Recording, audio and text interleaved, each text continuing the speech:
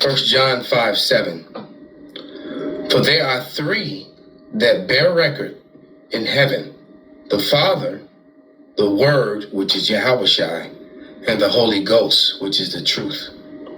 And these three are one, meaning they're on the same accord. He that believeth on the Son of God have a witness in himself. But he that believeth not God have made him a liar, because he believeth not the record that God gave of his Son. Koholo Yahweh Bahasham Yahushai Bahasham Rakah HaKodash. Double honors unto the apostles, double honors to the elder bishops. Salutations to all my fellow laborers doing this work in truth and sincerity, risking their lives and their freedom to do so, now more so than ever. All right, to the scattered elect that are scattered around the four corners of the earth, that be like unto the speckled bird, the Israelite foreigners among the heathen nations, that have the appearance of the heathen nations. This is not a black only thing. And to the few Wakwaf that are listening and learning, to you I say Shalom. This is your brother Malcolm from the branch of the Great Millstone here in Chicago, coming at you another lesson in truth. Don't get it twisted. The kingdom of heaven will be here on earth and will be governed by the 12 tribes of Israel. All right, Amos 9 and 11. Under the authority of who the world fraudulently and falsely calls JC. His name is Yahushai. All right, and the 12 tribes primarily make up the Negroes, Latinos, and Native Americans, despite what you think and feel about it. Why? The records, the evidence, the record in heaven. The records in the Bible tell you so. And they align with history and they align with truth. All right, just because certain demographic of population on the earth has cognitive dissonance and try to rewrite everything in the form of motion pictures and things of that nature doesn't change the truth from being the truth. Okay? They don't want to believe the record. The scriptures tell you clearly that the Lord was and his people were swarthy people of brown complexion. All right? Different shades of brown with woolly hair. And what we're looking at here is a set of twins. All right? One male, one female. They look alike. All right? But one came out pale. All right? All over like a hairy garment, so to speak. Okay? Let's go to Leviticus 13 and 30. And what's going on is that she has, in the ancient world, she will be called a leper. But she'd be a clean leper because she's pale all over. When you're spotted, that's unclean. Thus said the scriptures. But and here's some evidence of that. In Leviticus 13 and 30, the priest shall see the plague, and behold, if it is skin deep, if it be in the sight deeper than the skin, and there shall be a yellow thin hair, then the priest shall pronounce him unclean. If the dry skull, even the leprosy upon his head or beard. But letting you know that blonde hair is a form of leprosy, a thin yellow hair. So you know the Lord didn't have blue eyes, pale skin, and blonde hair, because even blue eyes is a birth defect. It's what do they call it? A recession is a word that I'm looking for that escapes me right now.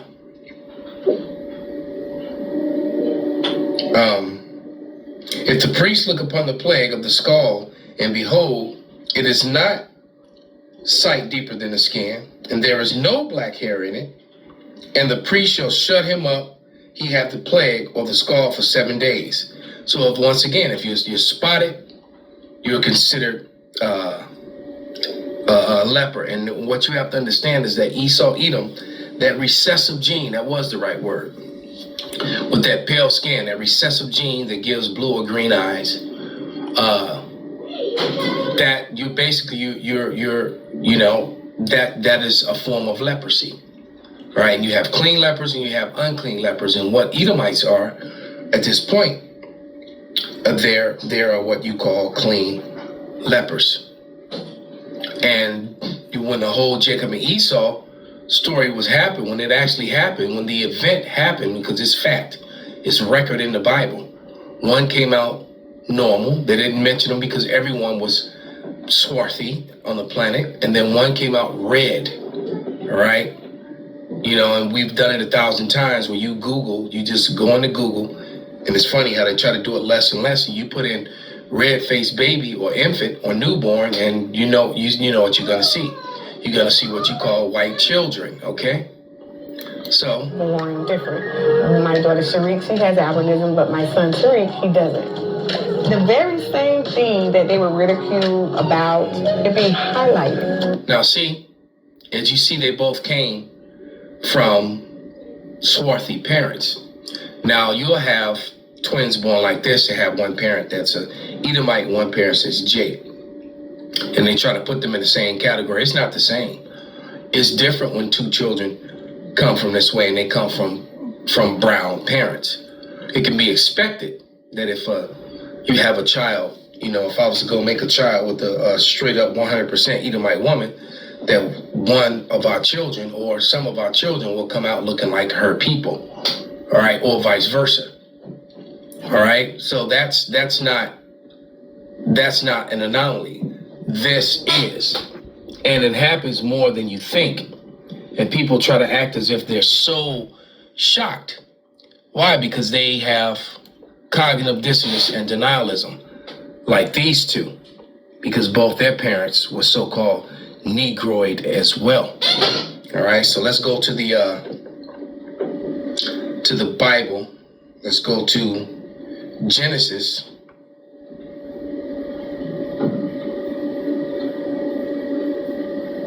And I'm in Genesis 25 and 19. And it reads, and these are the generations of Isaac, Abraham's son. Abraham begot Isaac. Okay, so Abraham had Isaac, and then Isaac had two sons. So before I continue, I want to play this short 1 minute and 25-second video about Nala and Zuri, these two young girls. All right, now they're female children, all right, but born on the same plane in the same way as Jacob and Esau. They were called the rarest twins in the world, and how they are today will enchant you. When Nala and Zuri were born, silence filled the room. They were identical twins, but with a difference impossible to ignore. Nala was born black, with dark skin and curly hair, while Zuri came into the world. Now, actually, Nala is brown. There's nothing black about her skin. Her skin is brown. Remember, black is an insult, right? Go look up the definition of black and go look up the definition of white, okay? World completely albino, with porcelain white skin and light blue eyes. The parents, both black, were confused. And so there's no confusion about this. This has happened in the Bible. It happens often, all right? The albino children, which is a recessive gene, which is where Edomites came from, because Esau had this recessive gene, and they continue to, it wouldn't get out, no matter how many dark wives Esau took on to himself, his children continued to come out with this recessive gene, thus birthing the Edomites, or what you would call the white race. And frightened. They had never seen anything like it. The doctors explained that it was an extremely rare case, the result of an extremely improbable genetic combination. And which is a bunch of bullshit. This happens often. All right, there's story after story after story, family after family. As the months passed, the difference became even more evident. Z's skin, the twin, became increasingly white, a tone so light that it contrasted even more with her sister. Photos of the two began circulating on the internet, and the world was enchanted by the unlikely and united pair. But it wasn't easy. Many asked if they were really sisters. Some even doubted they were twins. Today, Nala and Zuri remain inseparable. Together, they charm millions of people with smiles that light up any room. If you thought they were beautiful, hit the like button, comment beautiful in the comments, and share with your friend. Likely and united pair. All right. So let's do this real quick, and then I want to continue with this scripture. Let me go to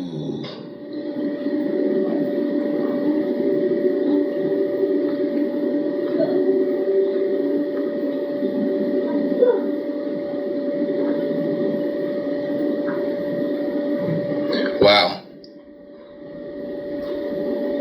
And then now they're showing you brown children. It was the first one that popped up. But the truth of the matter, and that's on purpose. It's because of us. But for the most part, this is what Edomite children look like upon their birth. It said, and the first came out red all over. Okay? And the first image that they popped up was that of a light skin, this one.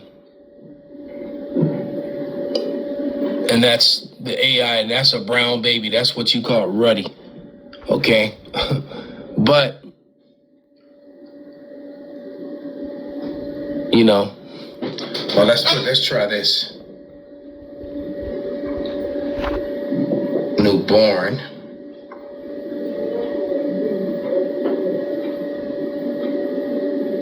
Yeah, they're definitely changing these images. We've done this so many times, you know. They put new images up in the algorithm, but typically the average, what you call white child, all right, which is an Edomite, that's what they look like upon, you know, entering the world. Okay, not to saying that one of them, someone that comes out that like that could still be Jake because they have a Jake parent. So you can't go by visual. And that's the point. You have to go by the spirit. Okay, so let's go back to the story of Jacob and Esau. What the record says. Back in Genesis 25 and 19 and 20. And Isaac was 40 years old when he took Rebekah to wife, the daughter of Bethuel, the Syrian of Paddan, and the sister of Laban, the Syrian. Okay, so his wife, so Rebekah was a Syrian. There is no Israelites yet. All right, they're not Jayish, they're not Jewish, they're not worshiping Judaism or any of that. None of that has happened. It says, and Isaac entreated Yahweh for his wife because she was barren, and Yahweh was entreated of him, and Rebekah, his wife, conceived. And the children struggled together within her, and she said, if it be so, why am I thus? And she went to inquire of the Lord. So it's more than likely she went to a seer. All right. She went to Yahweh to find out. And Yahweh said unto her, 2 nations are in thy womb. All right.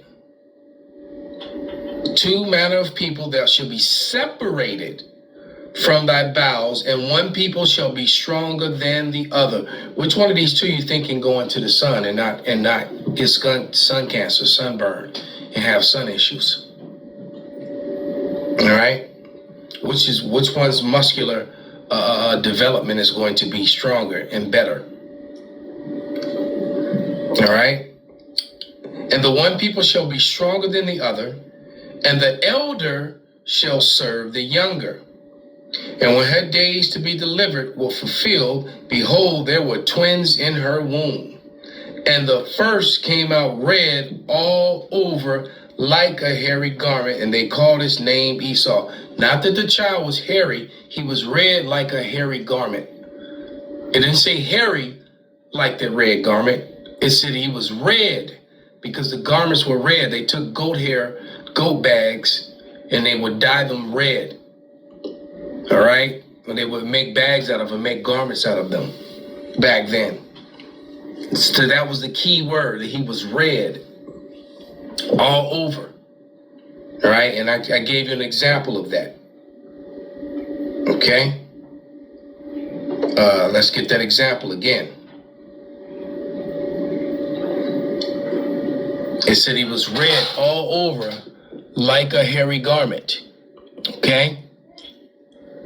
Not hairy. Red.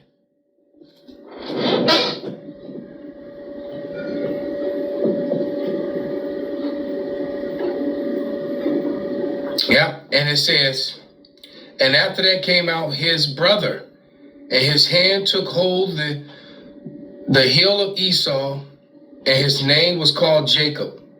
And Isaac was 80 years old when he bare them. So he took Rebekah as a wife at 40, but he didn't have these sons until he was 60. Okay? Yeah. So that means 20 years of him humping and dumping inside his wife. And it wasn't until she was 80 years old that he had these twins. And one came out pale. One came out swarthy. All right? Because that's exactly what we're looking at. We're looking at a swarthy child, and we're looking at a pale child. And they're twins. They're not really identical. I mean, they do look alike, but nevertheless, that is the story of Jacob and Esau. The same thing, except Jacob and Esau were male childs, and these are female childs. All right? And through these two men, because lineage is through a man, not through a woman can't birth a nation. I mean, she can birth a nation, but that nation is not through her lineage. A woman only births, she can only give birth to whatever seed was put in her. So a nation is not going to be determined because of a woman, would be a better statement. All right? It's the father of that nation that determines what that nation is. And the Lord let her know, he let Rebekah know that there are two different nations in her womb that would be separated.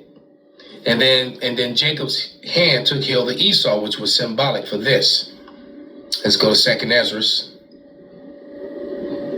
6 and 54.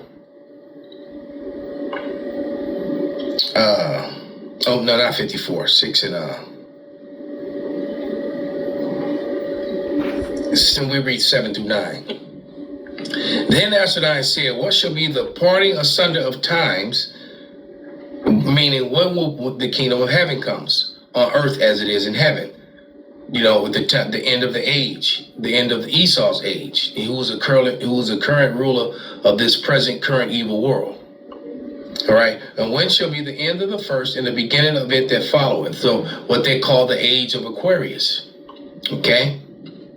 It says, and he said unto me, from Abraham unto Isaac, when Jacob and Esau were born of him, Jacob's hand held first the heel of Esau, for Esau is the end of the world, and Jacob is the beginning of it that followed. So Jacob, the brown, the swarthy child, came out second. Esau came out first. So the first was going to serve the younger. When? In the kingdom of heaven, not before. Because when you read about their blessing later on in chapter 27 of Genesis, Esau was given this current present evil world, a temporary blessing until the kingdom of heaven come. And in that temporary world, he ruled. His rule started with Alexander of Macedon. All right, when Alexander started his conquest, he first led the Edomites into victory over all the brown nations and all throughout Asia. Okay, and North Africa. And then they started parting up the land, parting up Asia. They parted up Asia, and you had Asia Minor. Then they later on during the Renaissance, okay, because they fell that 1,000-year period when Esau was out of power with the fall of Rome. All right, and then when they came back into power during the Renaissance, they carved up Asia more and started calling a portion of it Europe. All right, so the Middle East and Europe, and then they use pseudoscience to further their cause. All right, new lands, new races. You notice no one was really using biblical names anymore for the most part, except for the convert imposters who've stolen the heritage of Jacob and are claiming to be Jacob. All right, and how can you be Jacob when you're on top, when you own and control everything, from the slave trade to the movie studios, and now you control governments through lobbying and through deceit through your agencies. People like Epstein recording people doing dirt that are in high places, and then you blackmail those people into doing whatever you want, and now you get welfare and monies and everything else. Those are the people who've hijacked the biblical culture. But the problem with those people is that they are Edomites, and the end of Edom. Well, first he's exposed, and then he's brought down. Well, now he's been exposed and the bringing down of Edom. This is why the rabbis are constantly throwing pot shots at Christians, and Christians are likewise throwing pot shots back at the rabbis. So this is was blessed with my cousin, the water cuz. I got a Bible handbook series. I got a new, or it's not new, it's an old, but I got a hard copy version of the Zondervan's Compact Dictionary, the first one. All right? Well, they haven't made the changes in it, especially when it comes to the definition of ham. They did a revised version, I think in the 2000s, because this one, they told the truth, and it was damaging to their cause. So they went back and wrote out that it took out the part when it says that Ham was a progenitor of the dark races, not the Negroes. They removed the not the Negroes because they need Negroes to be what they call Africans or Hamites in order to continue their lie. Because you know that Negroes, the Negroid races, as the Young's Dictionary calls them, that they're not Japhetic, and if they're not Hamitic, that only leaves Shum. And if they are Shemitic, there's no such thing as Semitic, they made that term up. But if they are also Shemitic people, then that would give credence and give credibility to the Hebrew Israelites' claim, which is 100% truth. But here in the on page 142, because the Edomites definition is a little bit shorter. It starts on page 141 at the bottom paragraph, and then it goes all the way to 142. So I'm going to read on 142 in the Zondervan's Compact Dictionary Bible. In the second paragraph, it says, I'll just start at the top of the second paragraph and read down to the end. But it says, Judah lost Edom in the reign of Jehoram when he revolted against him in 847 BC, and then it gives you that's in 2 Kings 8:20. About 50 years later, as Messiah, the king of Judah, inflicted a severe defeat on Edomites, 2 Kings 4:7. That's when he was throwing Edomites. I think he threw like 10,000 Edomites off a cliff and watched their bodies explode on the rocks below. And see, Esau knows his history. This is one of the reasons why he hates Jacob so much. Why they do us so dog dirty in this present evil world that we're in now, because they know this history. All right? Back when we was kings, as they like to say, okay? Ruling in all of what they call Eurasia, in Asia and in North Africa, and all those castles in North Africa, all those buildings in Portugal and Spain. Those, by the way, those buildings that people like to love to go visit in Portugal and Spain were built by so-called black people. All right, they weren't built by white people. What so-called white people just live there now. But anyway, continuing, it says about 50 years later, Amaziah, king of Judah, inflicted a severe defeat on the Edomites.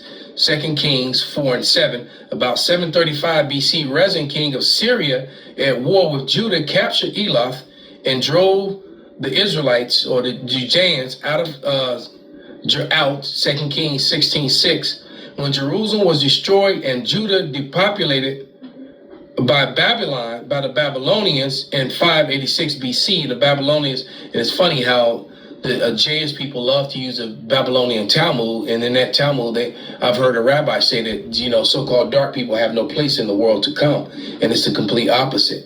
All right, and then that's not scriptural. Maybe that's written in the Talmud, but that's definitely not in the Bible. Okay, but anyway, in the book that counts, the Torah.